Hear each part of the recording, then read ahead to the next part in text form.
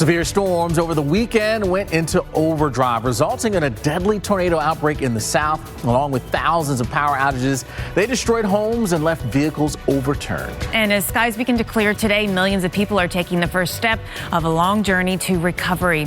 Thank you for choosing the Weather Channel to get you through your day. I'm meteorologist Jen Carfagno alongside meteorologist Alex Wallace. And Alex, it was a very busy weekend. So many in this last weekend of December, instead of celebrating the holidays, they were watching and waiting for tornado warnings and then cleaning up from the damage from both winds and tornadoes. Yeah, no, I mean, there's never really a good time to have severe weather, but around the holidays, it just seems to heighten just how worse it can be for folks. And man, it was a very, very active and busy time. I mean, look at all of the storm reports that came out from that Saturday through Sunday time period. We had nearly 300 reports of severe weather, and we had it all. We had severe winds, we had tornadoes, we even had some hail reports as well. And you can see it stretched all across the south, from Texas right over into the Carolinas. Yeah, you know, if we're going to get severe weather at this time of the year, that's exactly where you're going to unfortunately find it here in parts of the lower Mississippi Valley and along parts of the Gulf Coast, southeast. These are the areas at this time of the year that you have to deal with it. Yeah, and so totaling with tornado reports so far, coming in at 45, I mean, that number will fluctuate. And of course, the National Weather Service continues to do their surveys to confirm tornadoes and assign a strength and a rating to them as well. But really hard hit with some really strong winds, in particular across Texas. We had hurricane force winds in places like Port Arthur, and we saw a line of thunderstorms go through Mississippi, Alabama, and eventually into Georgia, leaving damage there too. Yeah, absolutely. So, you know, a lot of us certainly having to contend with these big storms, and a lot of families across the South here, no doubt about it, here having to contend with these storms. There are those warnings. The National Weather Service offices, very busy indeed. Over 200 severe thunderstorm warnings that were in effect, put into effect, I should say, those including, of course, damaging wind. There were some hail reports in there too, and over 100 tornado warnings also issued. So very busy from the Carolinas all the way back into eastern sections of Texas. Yeah, I mean, for many of you, you were under a severe thunderstorm warning, then you go under a tornado warning, and back and forth again. I mean, there was just so much that you were dealing with and having to pay attention to. Here's some of the top winds that we saw in Fort Johnson, Louisiana. There was actually winds of 81 miles per hour. Mentioned the Port Arthur, 75 miles per hour. Galveston, Texas, 66. Really strong straight line winds came out of these thunderstorms. And as we all know, straight line winds can be extremely damaging here. So it was a tough time. Look at some of the radar recap going back to the afternoon hours here into southeastern Texas. Look at that. That's that big storm that moved right through Port Arthur, then continued to work its way towards the east as well. That was the one storm that came through the city there in Port Arthur, but you can see the number of warnings that showed up here along the path of that particular storm. Yeah, it was really just a few supercells that did so much of this here and causing so much of the havoc across the area. Well, you know, families across the South, they're going to be picking up these pieces here from this tornado outbreak into the new year. Now, for many, it's the sense of community that will help them push through while they reflect on how bad it could have been. Severe storms over the weekend, they went into overdrive, resulting in a deadly tornado outbreak in the south. Now, along with thousands of power outages, they destroyed homes and left vehicles overturned. As skies begin to clear today, millions of people are taking the first step of a long journey to recovery. Thank you for choosing the Weather Channel to get you through your day. I'm meteorologist Jen Carfagno, alongside meteorologist Alex Wallace.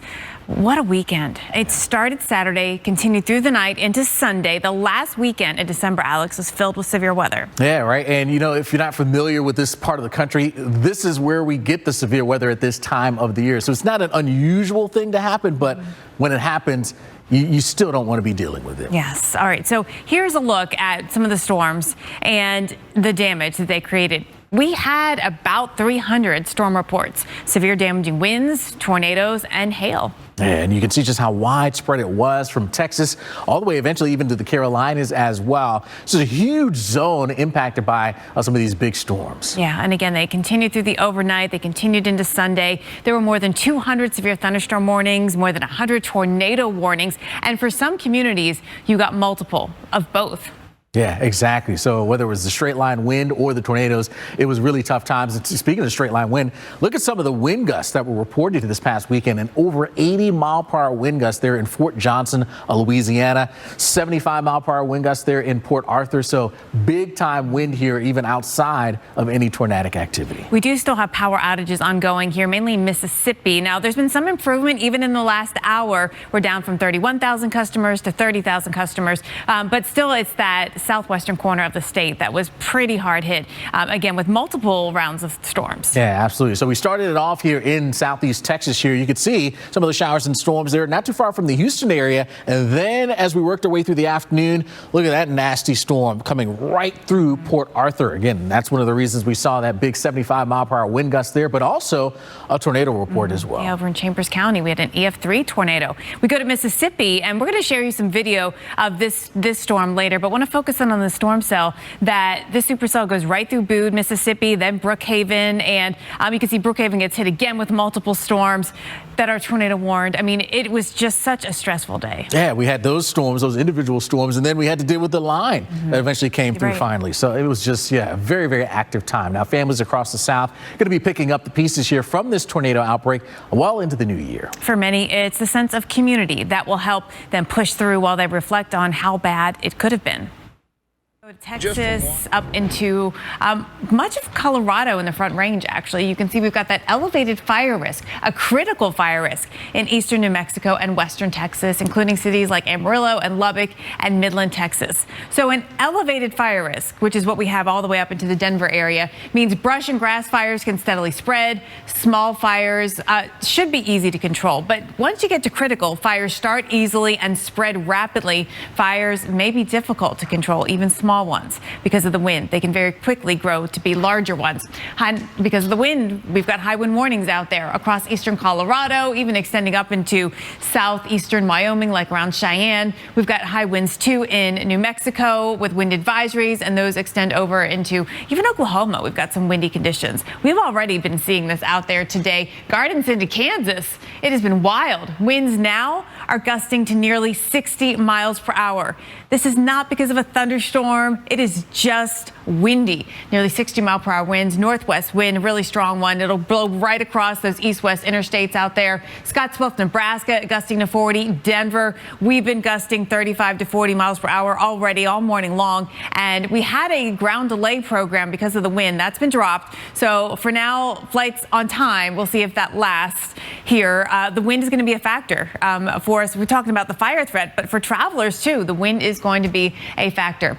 Winds today 40 to 50 miles per hour around the Denver area. And remember to practice fire safety, because if a fire gets started, you are going to see those flames move very fast in these kind of winds. Amarillo and Lubbock, winds 20 to 30 miles per hour. And it may not be as windy there, but we have other challenges as well, which is very low relative humidity. From West Texas to eastern New Mexico, our relative humidity will be less than 20%, maybe even less than 10%. So that's some really dry air. The fuels will continue drying out, and that will just again exacerbate the fire threat to the north, while the mountain areas see some higher relative humidity. In the Front Range, it's dry. In the RH, that relative humidity will be dry as well. Alex.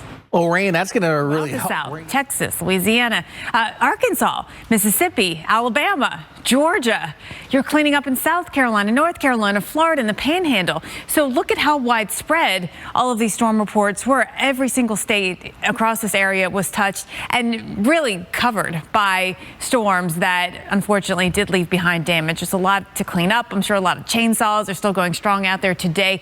It was a busy weekend. We had more than 200 severe thunderstorm warnings and 100 tornado warnings. The National Weather Service offices throughout the South were so busy because then once the storms hit, then they were looking at, well, was it a tornado or straight line winds? Because we had both. And in some cases, we had storms that may have brought both types of weather moving over the same locations. Fort Johnson, Louisiana, you had strong straight line winds of 81 miles per hour. High Island, Texas, 78 mile per hour winds. Galveston, we saw winds of 66 miles per hour. There was a lot of power out on Saturday. The line's been working so hard to get that power back on here, and they really did a good job over the weekend. There's some lingering in Mississippi. That's thanks to some pretty bad storm damage here in the southwestern corner of the state. Wilkinson and Meade counties, some of the counties that were hardest hit. Now, today we've got dry weather, and it was so often after these December severe weather outbreaks, we have really cold weather that comes in. Sometimes you get snow, depending on where the storms hit. But for us Just in the south this time, the pattern has stayed mild.